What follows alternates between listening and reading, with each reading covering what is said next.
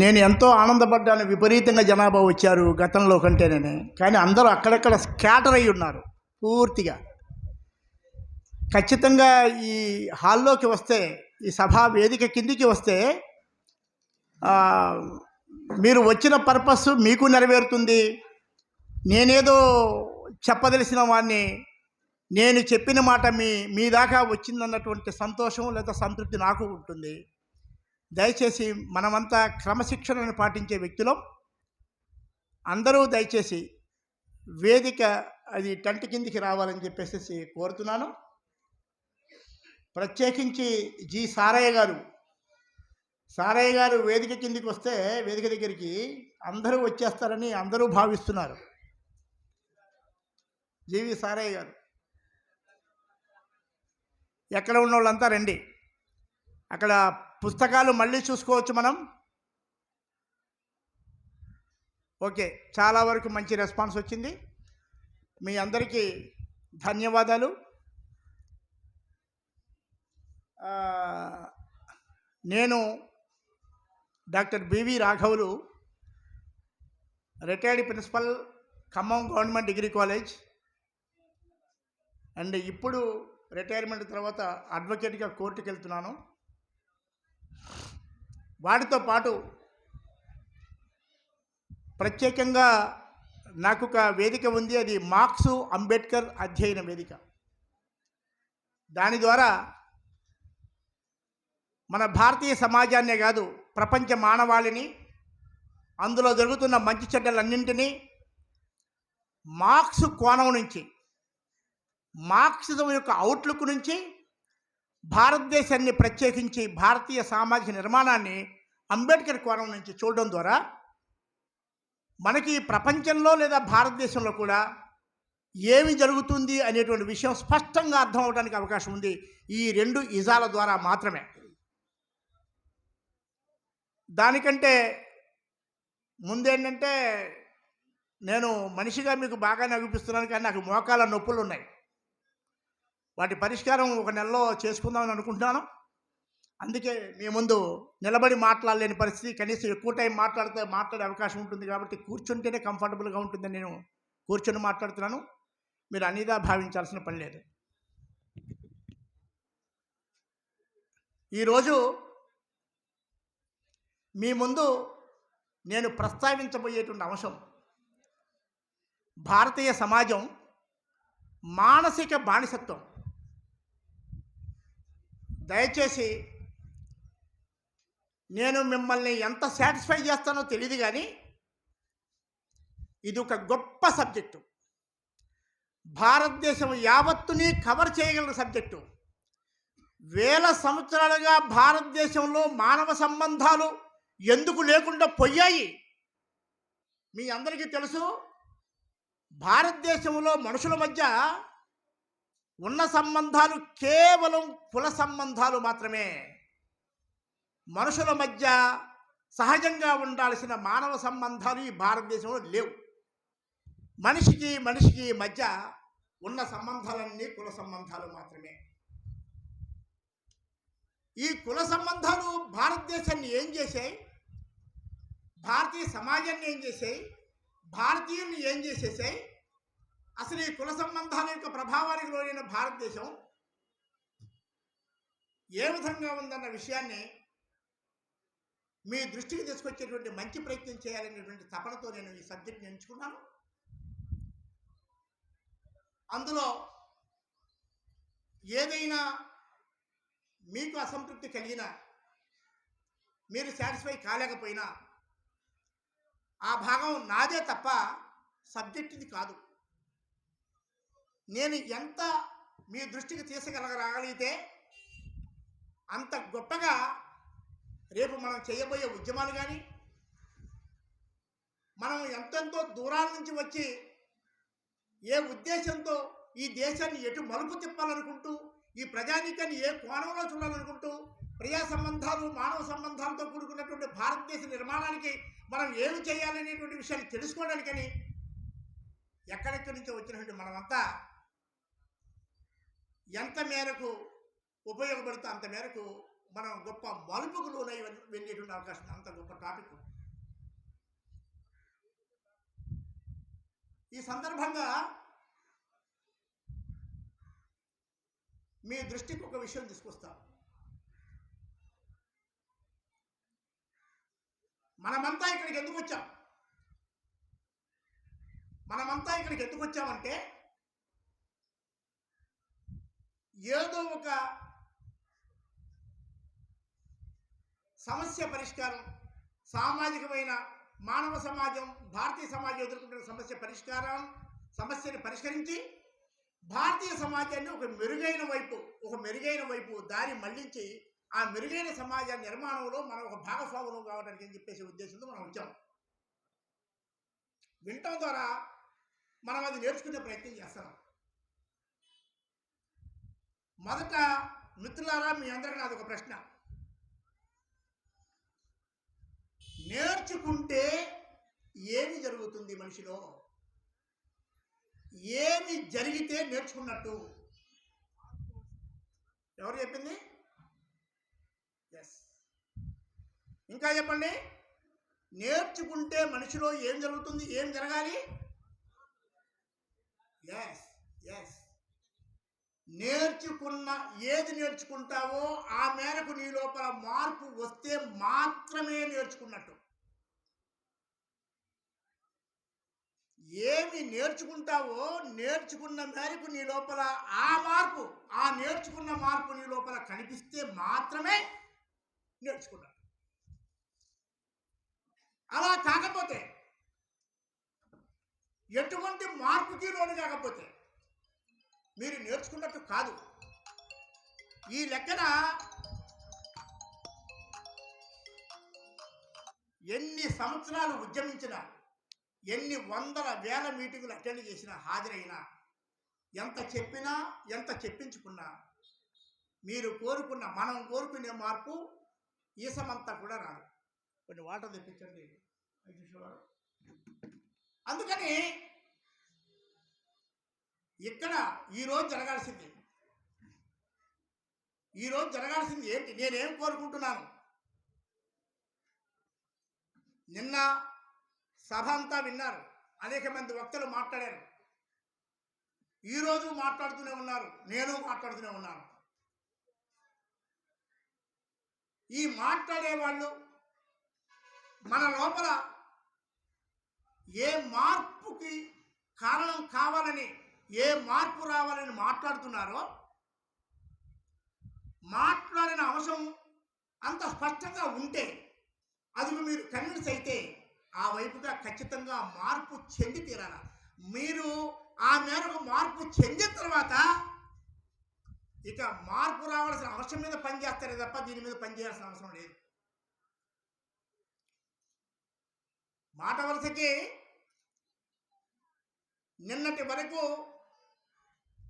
మొన్నటి వరకు సైకిల్ తొక్కటం రాని వెంకయ్యను చూసాం మనం.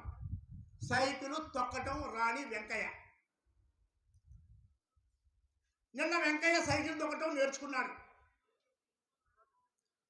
ఈరోజు వెంకయ్య సైకిల్ తొక్కుతూ కనిపించాడు మనకి. ఏ వెంకయ్యను చూసాం ఇప్పుడు? సైకిల్ తొక్కటం అనేటువంటి మార్పుకు లోనైన వెంకయ్యను చూస్తున్నాం మనం. అంత క్రితం వెంకయ్యకి పని చెప్పేటప్పుడు వీడికి ఏదన్నా పని చెప్తే పోవడానికి గంట, రావడానికి గంట పట్టుద్ది అని అనుకుంటాం. ఇప్పుడు పని చెప్పేటప్పుడు అరే సైకిల్ చెప్పడం వచ్చింది వెంకయ్యకి, ఇప్పుడు పోవటం 5 నిమిషాలు, రావడం 5 నిమిషాలే. ఆ వెంకయ్యని చూస్తున్నాం. మార్పుకు లోనైన వెంకయ్య. నేర్చుకుంటే ఆ మేరకు మార్పు రావాలి. ఇది చాలా ఇంపార్టెంట్ విషయం. భారతదేశాన్ని వేల సంవత్సరాలుగా కుల సమస్య పట్టి పీడిస్తూనే ఉంది. ఎంతమంది ఎన్ని విషయాల్లో తప్పించుకున్నా కుల వ్యవస్థలో నుంచి కానీ, కులంలో నుంచి కానీ తప్పించుకోగలిగిన మనుషులే లేరు. ఈ కుల వ్యవస్థ తప్పు. ఇది సమాజాన్ని పట్టి పీడిస్తుంది, అస్తవ్యస్తంగా తయారు చేసింది, అసమానతను సృష్టించింది, అంటరానితనాలను సృష్టించింది, దౌర్జన్యాలు చేయడానికి కులమే ఆసరాగా ఉంది, దోపిడీకి ఆసరాగానే ఉంది, అన్నింటికీ కులమే కారణమని చెబుతూ ఈ చెప్పడాన్ని చారువాకాల దగ్గర నుంచి మొదలు పెడితే ఇప్పటిదాకా మనం చెప్తూనే ఉన్నాం. కానీ ఇన్ని వేల సంవత్సరాల్లో కులం అనేటువంటి వ్యవస్థలో మౌలికంగా మనం ఏ మార్పు తీసుకురాగలిగాం? ఏ మార్పుకు లోనైంది సమాజం? అందుకని విషయం ఏదైనా ఖచ్చితంగా మనము ఏదైతే నేర్చుకుంటామో నేర్చుకున్న మేరకు ఒక మార్పుకు లోనై మాత్రం పోవాలి. ఒకసారి మారిన తర్వాత మనం వెనక్కి వచ్చే అవకాశం లేదు. ఆ మేరకు సమాజం మన లోపల ఒక మారిన వ్యక్తులను చూస్తారు. ఒక మారిన వెంకయ్య గారు, ఒక మారిన రామూర్తి గారు, ఒక మారిన శాస్త్రి గారు, ఒక మారిన రెడ్డి గారు, వీళ్ళు కనిపిస్తారు. మారిన వెంకయ్యని మనం ఎలా చూస్తున్నామో మనలో వచ్చిన మార్పుని ఎవరు చూస్తారు? మనలో వచ్చిన మార్పు మేరకు మన ప్రవర్తనలో మార్పు వస్తుంది. మన ప్రవర్తనలో వచ్చిన మార్పుని సమాజం గమనిస్తుంది. ఏంటబ్బా ఈ వ్యక్తిలో ఇంత మార్పు వచ్చింది ఏంటి అంటే ఎవరో చెప్తారు. మొన్న చార్వాకాశ్రమంలో 2 రోజులు సదస్సులు జరిగాయట. అక్కడికి వెళ్ళొచ్చిన పెద్ద మనిషి అయ్యా, అక్కడికి వెళ్ళొచ్చిన తర్వాత ఈ మార్పు వచ్చిందంటే, ఎంత గొప్ప మార్పు వచ్చిందంటే ఆ సదస్సు ఎంత గొప్పదై ఉండాలా, ఎంత మానవ విలువలు బోధించి ఉండాలా. దాంతో చార్వాక ఆశ్రమం యొక్క కేంద్రం ఎటువంటి మానవ సమాజాన్ని, ఎటువంటి ఆలోచనలు సృష్టిస్తుందన్న విషయం మన ద్వారా సమాజంలోకి వెళ్ళిపోతుంది. ఈరోజు ఈ సభలో చాలా సంతోషం, ఎక్కువ మంది ఉన్నారు. అన్నిటికంటే ఇలాంటి చిన్నపిల్లలు కూడా చాలామంది వచ్చారు. చాలామంది వాళ్ళ తాతలు తండ్రులు గర్వంగా వాళ్ళ చిన్నపిల్లల్ని పరిచయం చేస్తున్నారు. నాకు కూడా పరిచయం చేస్తున్నారు. వీళ్ళు మా వారసులు అండి అని చెప్పేసి పరిచయం చేస్తున్నారు.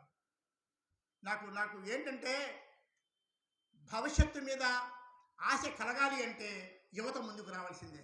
వాళ్ళే కదా రేపు the hopes of the nation. వాళ్ళు ముందుకు రావాలి. అదే సందర్భంలో ఇప్పుడు డాక్టర్ భాను గారు వాళ్ళ బాబుతో ఒక పాట కూడా పాడించారు. ఒక గొప్ప మాట ఉంది. మిత్రులారా, మనమంతా పెద్దవాళ్ళమే. ఆ గొప్ప మాట ఏంటంటే, పసిపిల్లల మెదడు ఖాళీ కుండ లాంటిది. నువ్వు దేంతో నింపితే దాంతోనే నిండుద్ది. ఇక్కడ డాక్టర్ గారు బాబు పాట పాడాడు. ఆ పిల్లవాడు, ఇంకొక పాప, కొంతమంది చిన్నోళ్ళు అనేక మంది నన్ను పరిచయం చేసుకోవడానికి ముందుకొచ్చారు. నాకు కార్డ్స్ ఇచ్చారు. వాళ్ళు ఆ నినాదాలు చెప్తున్నారు. జై భీమ్ నినాదాలు చెప్తున్నారు. రెడ్ సెల్యూట్ చెప్తున్నారు. లార్డ్ సలాం చెప్తున్నారు. అంటే ఆ ఇళ్లల్లో ఆ పేరెంట్స్ ఆ పసిపిల్లల, ఆ పిల్లల ఖాళీ కుండ లాంటి మెదడులో వాళ్ళు ఏమి నింపారో మనకు అర్థమవుతుంది. పసిపిల్లల మెదడు ఖాళీ కుండ లాంటిది. నువ్వు దేంతో నింపితే దాంతోనే నిండుద్ది. ఈ సమాజంలో మనం చూస్తున్న ఇన్ని వేల లక్షల కోట్ల మంది భక్తులు కూడా అక్కడి నుంచి వచ్చిన వాళ్ళేదో కనిపెట్టి వచ్చిన వాళ్ళు గారు.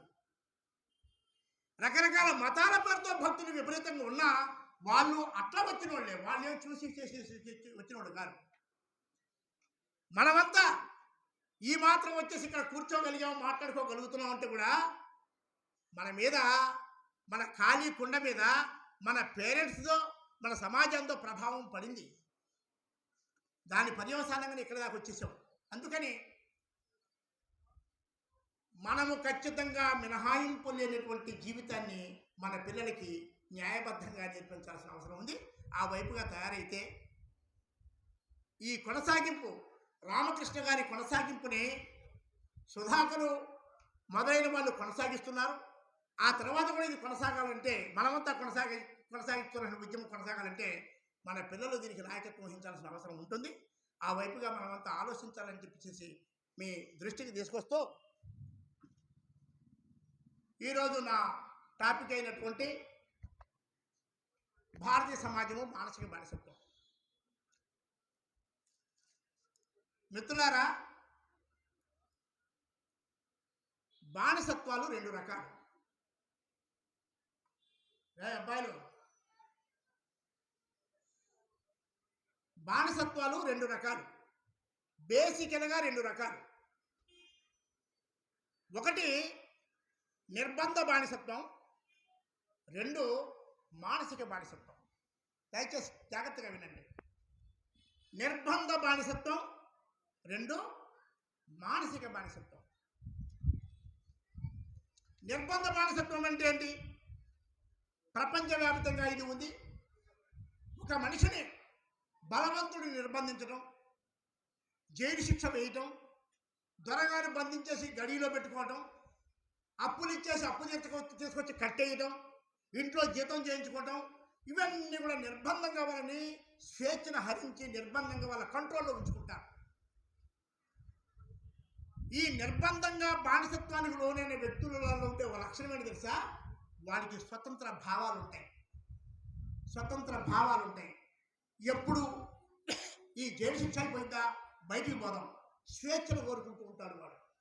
ఎప్పుడు ఈ దొరగారు ఒంటరిగా దొరుకుతాడా, పొడిసి పారిపోదాం అనుకుంటాడు.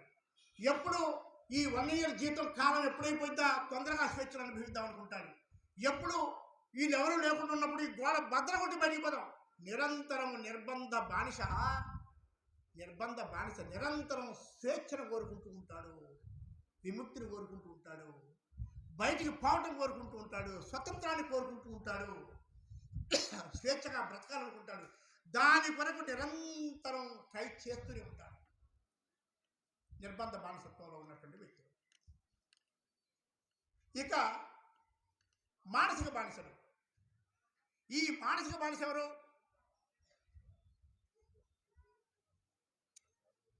మానసిక బానిసత్వంలోకి వెళ్ళిన వ్యక్తికి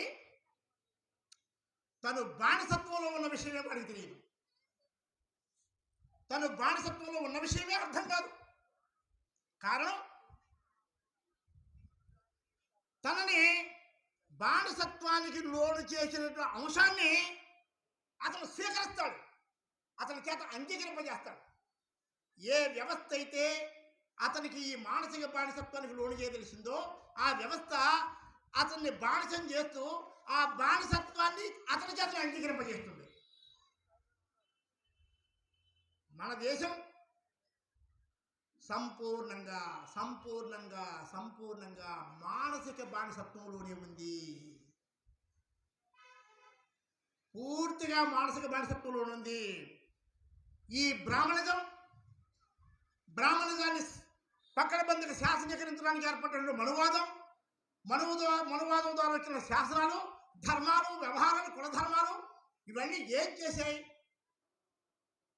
కుల వ్యవస్థ, వర్ణ వ్యవస్థ ద్వారా సంక్రమించిన కుల వ్యవస్థ ద్వారా సంక్రమించిన ధర్మాలు, ఆ హెచ్చుతగ్గులు, కింద నుంచి మీ దాకా ఉన్న హెచ్చుతగ్గులు మొత్తాన్ని ఆ హెచ్చుతగ్గులకు లోనయ్యే మనుషుల చేత అంగీకరింపజేసింది ఈ ధర్మం, ఈ వ్యవస్థ. అరే నువ్వు నీచుడివి, నువ్వు అంటరాని వాడివి, నేను చెప్తుంది కాదు, భగవంతుడే పెట్టాడు.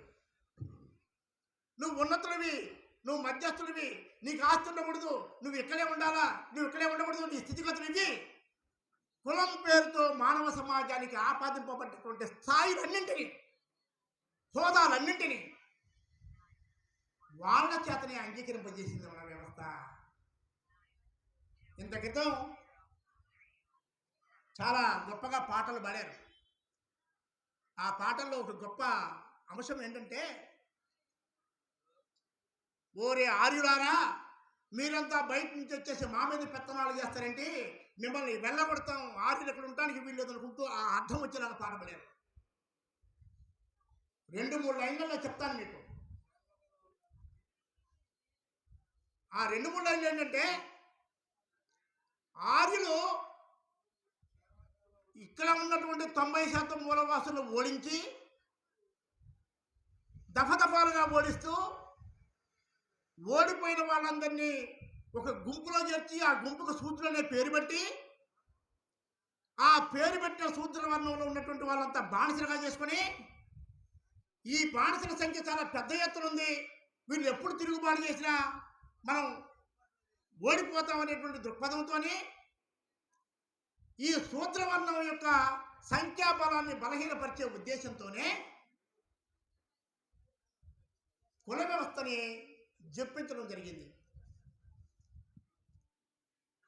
ఏంటంటే హలో, ఓకే ఓకే, చిన్న మాట మీకు మామూలుగా అర్థం అవ్వాలంటే కుల వ్యవస్థలో ఎందుకు ఈ హెచ్చుతగ్గులు వచ్చాయంటే ఆర్యులు అనేవాళ్ళు ఈ సో ఈ ఈ మూలవాసుల చేత ఎవరి చేత ఏ మేరకు బాధింపబడ్డారో ఎదిరించబడ్డారో ఆ స్థాయిని బట్టి ఆర్యులను గట్టిగా ఎదిరించిన వాడికి దిగొస్తాయి, ఇంకా తక్కువగా ఎదిరించిన వాడికి ఎగువస్తాయి ఎగువస్తాయి ఎగువస్తాయి. ఇట్లా ఆర్యులకు కలిగినటువంటి కోపాల ఆధారంగా ద్వేషం ఆధారంగా హెచ్చుతగ్గులు ఏర్పడ్డాయి. ముందు ఓడిపోయిన చిన్నపాటి ముఠ మూలవాసులు వాళ్ళని లొంగ తీసుకొని బానిసలు చేసుకున్నాక వీళ్ళను కలుపుకొని మిగతా వాళ్ళ మీద యుద్ధం చేశారు. అంటే ఆర్యులతో పాటు ముందు ఓడిపోయిన ఈ మూలవాసులు కూడా భాగస్వాములయ్యారు. ఇలా ఇలా ఇలా వచ్చి చివరికి గట్టిగా ప్రతిఘటించి యుద్ధం చేసింది వాళ్ళే. వాళ్ళ మీదనే రాక్షసులు అనే పేరుతోని కథలు రాసింది వీళ్ళు. తీవ్రంగా యుద్ధం చేశారు. ఆ తర్వాత ఓడిపోయారు, ఆ తర్వాత పారిపోయారు, ఆ తర్వాత వాళ్ళ పట్ల ద్వేషం కక్ష కొద్దీ వాళ్ళని చూస్తే చంపేయండి రా నరికేయండి అని చెప్పి అసహ్యం దృష్టించారు. అసహ్యం నుంచి పుట్టకొచ్చింది అంటరానితనం. అంటే కులం యొక్క స్థాయి తగ్గుతుంది అంటే వాడి వల్ల ఆర్యుడు నష్టపోయిన స్థాయి పెరిగింది అనమాట. ఆర్యులకి కలిగిన కోపం యొక్క స్థాయిని బట్టి కులాలకు హోదాలు ఏర్పడ్డాయి. ఇది జాగ్రత్త గమనంలో పెట్టుకుంటే ఈ పద్ధతిలో పట్టుకొచ్చిన వీళ్ళకి ఈ హోదాలు ఇచ్చిన తర్వాత అంటే వీళ్ళ సంఖ్యాబలాన్ని బలహీనపరిచే ఉద్దేశంతో కుల వ్యవస్థను చెప్పించి 6500 కులాలుగా దీన్ని ఏర్పాటు చేశారు మన భారతీయ సమాజంలో. కాబట్టి ఇక ఈ కుల వ్యవస్థ ద్వారా చీలిపోయిన వీళ్ళు ఇంకెప్పటికీ కలిసి ఉండే అవకాశం లేకుండా శాస్త్రాలు రాశారు. దేవుడి పేరుతోని, మతం పేరుతోని, ధర్మం పేరుతోని అన్నీ తయారు చేశారు. తయారు చేసి వీళ్ళని నమ్మించారు. ఇంతే కాకుండా వీళ్ళు చెప్పింది చెప్పినట్టుగా నమ్మటానికి వీలుగా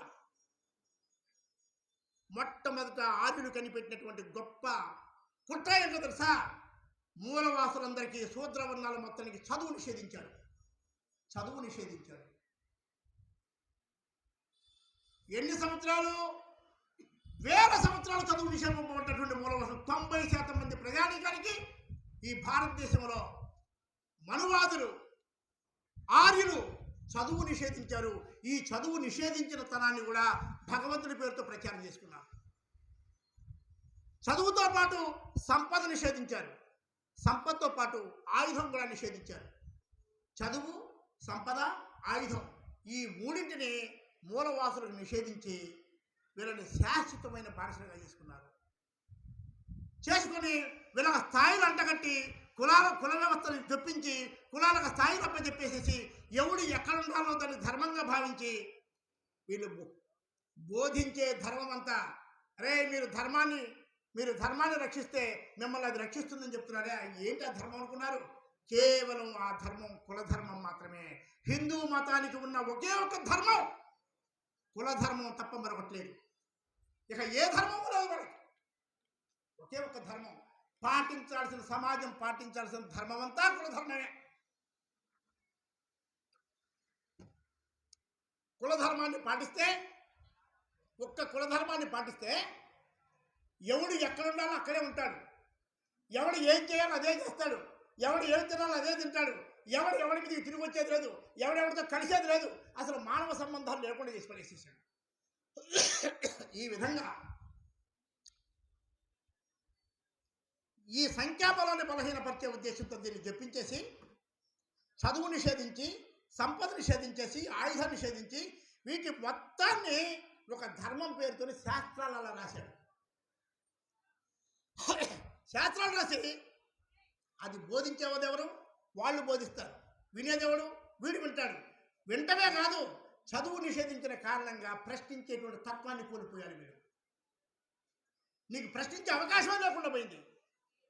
దీంతో ఏమైందంటే మిత్రులారా, వాడు బోధించిన దానికి తగ్గట్టుగా ట్యూన్ అయిపోయి దాన్ని ఆచరించడం, పాటించడం మాత్రమే బాధ్యతగా నరాన జీర్ణించుకుపోయారు వాళ్ళు. ఒక తరం పోయిన తర్వాత ఈ హెచ్చుతగ్గుల్ని, ఈ అసమానతల్ని, ఈ అణిచివేతని, ఈ వివక్షతల్ని వాళ్ళల్లో వాళ్ళే పాటించుకునే ఏర్పాటు చేసి వీళ్ళ ప్రమేయం లేకుండా సమాజం దాన్ని ఆచరించే స్థాయికి పట్టుకొచ్చాడు. మీరు గమనించండి, ఎప్పుడు నిన్ను ఇది పాటించొద్దని చెప్పేవాడు ఎవడు లేడు. ఎవరికి వాడే. మనమంతా బ్రాహ్మణిజాన్ని పొద్దున్న లేస్తే పడుకునేంత వరకు, జీవితంలో చచ్చిపోయేంత వరకు దాన్ని పాటిస్తూనే ఉన్నాం. ఎక్కడ కూర్చోవాలా, ఎక్కడ కూర్చోకూడదు, ఎక్కడ బీరువా పెట్టాలో ఎక్కడ పెట్టకూడదు, ఏ మూలక మంచం వేయాలో వేయకూడదు, ఎవరిని చేసుకోవాలో చేసుకోకూడదు, ఏ ఊరికి పోవాలో పోకూడదు, ఎప్పుడు ప్రయాణం చేయాలో చేయకూడదు, అమావాస్య నాడు ఏం చేయాలా, పుణ్యం నాడు ఏం చేయాలా, లేస్తే ఏం చేయాలా, వాడి ముఖం చూస్తే ఏంటి, వీడి ముఖం చూడకపోతే ఏంటి, నాకు బాబు పుట్టింది ఏం చేయాలి, ఏది కాదు. బ్రాహ్మణిజం కంట్రోల్లో లేకుండా ఏ మనిషి ఉన్నాడో చెప్పండి. నేను మన సంగతి మాట్లాడట్లా, మొత్తంగా సమాజాన్ని. బ్రాహ్మణిజ నియంత్రణలో లేని మనుషులు ఎవరు భారతదేశంలో? ఒక్కళ్ళు. దాన్ని అంగీకరించిన మనిషి ఎవడు? నీకు విలువలు లేకుండా చేసి, సంపద లేకుండా చేసి, చదువు లేకుండా చేసి, నీచత్వాన్ని ఆపాదింపజేసి, నీ బ్రతుకుని విజ్ఞా బ్రతకాలని అడుక్కునే. విచిత్రం ఏంటంటే మిత్రులారా, భారతదేశం ప్రపంచంలో అక్కడ లేదు. భారతదేశంలో అడుక్కొని తినడానికి కూడా కులాలు సృష్టించాడు. కొన్ని కులాలు మీరు అడుక్కునే తినాలి, యాచక వృత్తిని కూడా ఒక వృత్తిగా చేసేసి మానవ సమాజాన్ని దయనీయమైన స్థితికి తోసిపడేసేసారు. ఇక వాళ్ళ జీవితాల్లో ఎక్కడ ఉండాలో, ఏ ఊరయ్యా మీదంటే ఏ ఊరు చెప్పలేరు.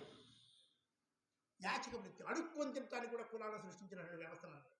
అందుకని పోనీ అడుక్కొని తినేటువంటి దాన్ని ఏమన్నా తక్కువతనంగా చూస్తున్నాడా? అడుక్కునేవాడు చూసుకుంటున్నాడా?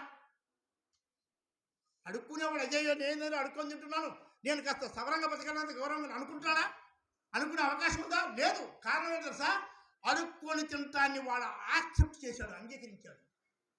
నా జీవితం అడుక్కొని తింటాం తప్ప ఇంకోటేది. భగవంతుడు ఈ జన్మకి ఇదే పెట్టాడు.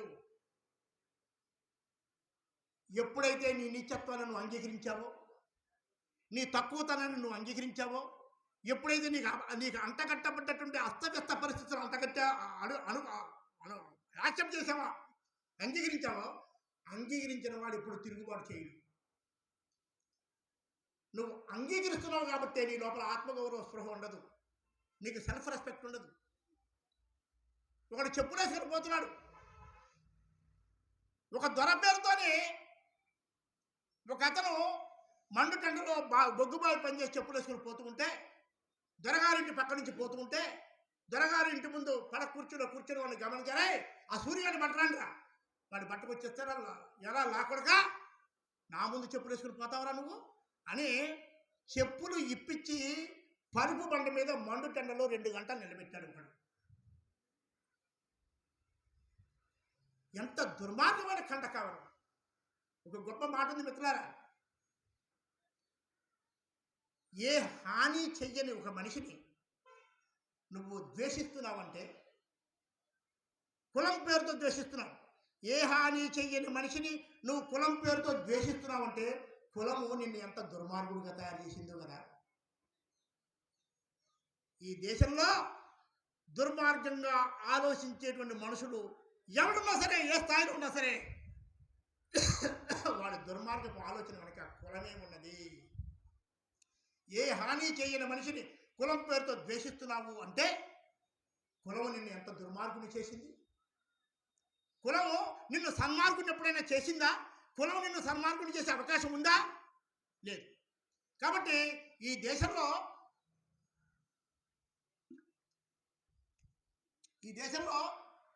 అణిసివేయబడ్డ వర్గాలు దాన్ని అంగీకరించాయి.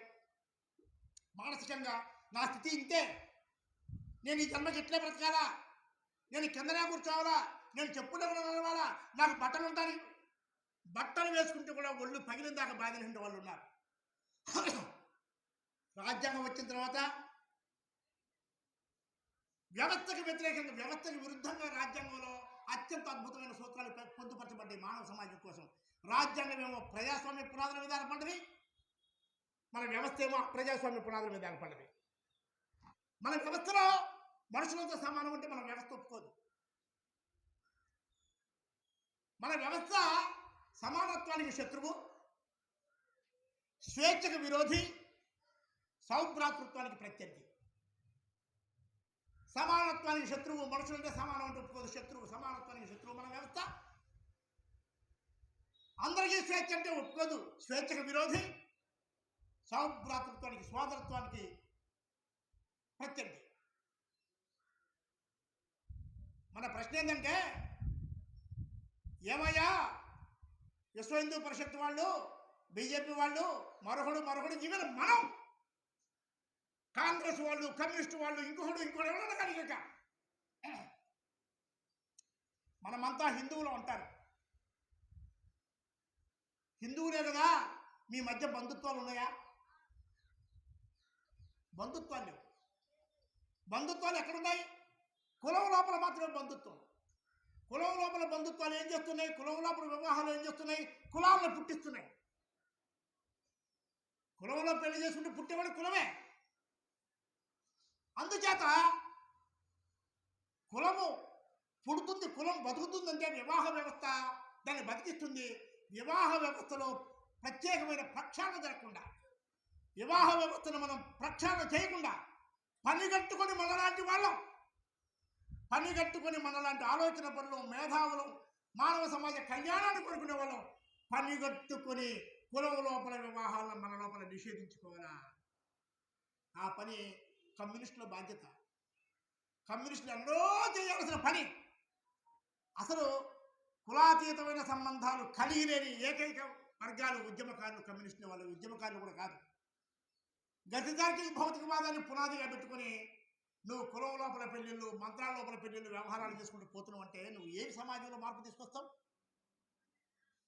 100 సంవత్సరాల మీ చరిత్రలో, నేను కమ్యూనిస్టు పార్టీ నుంచి వచ్చిన వాడినే, 100 సంవత్సరాల సుదీర్ఘమైన కమ్యూనిస్టు పార్టీ చరిత్రలో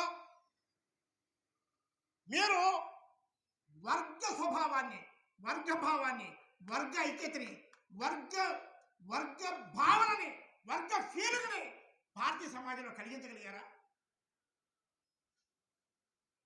ఎక్కడైనా మేమిద్దరం పేదవాళ్ళం మాత్రమే అనే బేస్తోని, అనే ఆధారంగా దగ్గరకు వచ్చిన 2 మనుషులను కమ్యూనిస్ట్ పార్టీలో చూపించండి. అసలు మీ సోషలిజం సంగతి పక్కబెట్టు, కమ్యూనిజం మాట ఇంకా దిశ. ఒక్కటే ఒక్క పని 100 సంవత్సరాల కాలంలో ఎప్పటికీ నీకు సాధ్యం కాదు. ఏంటంటే వర్గ దృక్పథాన్ని పీడిత వర్గాల్లో కలిగించలేకపోయావు. కార్మికుల మీటింగ్ పెడతావు, వచ్చిన కార్మికులు, కర్షకులంతా కూర్చుంటారు. కూర్చున్న ప్రతి ఒక్కరు వాడి కులాన్ని ముడిపట్టుకుని, గుది పట్టుకుని, గుప్పిట్లో పట్టుకునే కూర్చుంటారు.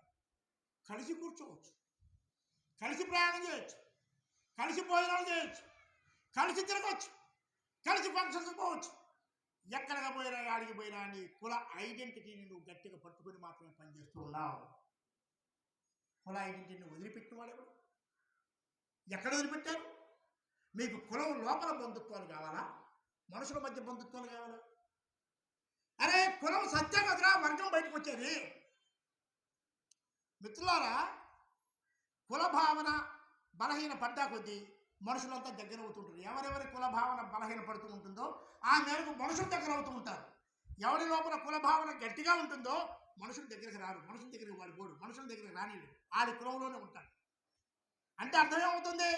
కులము మానసికంగా చచ్చిపోతూ ఉంటే మనుషులు దగ్గర అయ్యేటువంటి అవకాశం ఉంది. మనుషులు దగ్గరైనప్పుడు ఒక ఒక ప్రత్యేకంగా ఆలోచిస్తారు, రే ఫలానా సమస్య, ఇది మన సమస్య, కుల సమస్య కాదు, మన సమస్య అని చెప్పేసి ఆ కుల భావన బలహీనపడ్డ వాళ్ళంతా ఏకమై ఉద్యమం చేసే అవకాశం ఉంది.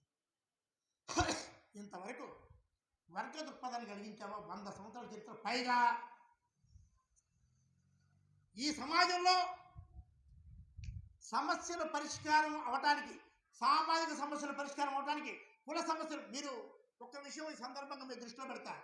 కుల సమస్య అనగానే దయచేసి అందరికీ ఆ మానవాదిగలు, ఎస్సీలు, ఎస్టీల మీదకి ఉడుకుతూ ఉంటారు. ఊరకపోయి కుల సమస్య అనగానే మాలోళ్ళ సమస్య, మాదిగోళ్ళ సమస్య, అరే కుల సమస్య పాపం అంటరాని సమస్య. అది కాదు. కుల సమస్య భారతీయులు అందరిది.